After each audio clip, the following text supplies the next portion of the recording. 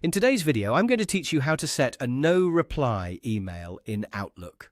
To get started, open Outlook and make sure you're signed into the account where you want this message to be applied. This feature is useful when you want people to receive an automatic response instead of a personal reply, especially if you're unavailable, away from work, or simply need to send the same response to everyone who contacts you. Once Outlook is open, look toward the top right area of the window and click the gear icon. This will open your Settings menu.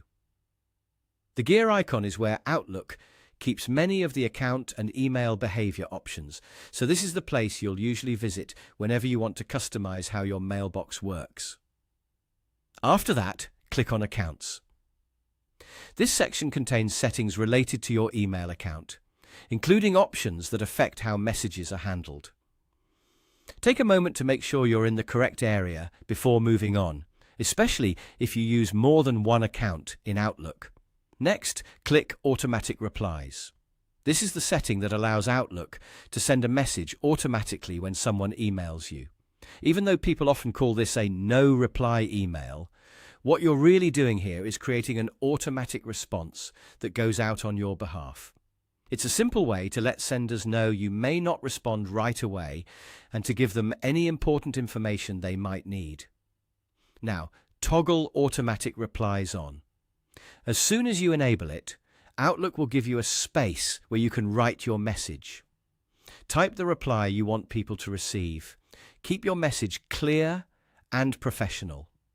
For example, you may want to mention that responses are not being monitored regularly, that you're currently unavailable, or that the sender should contact a different team or mailbox if the matter is urgent.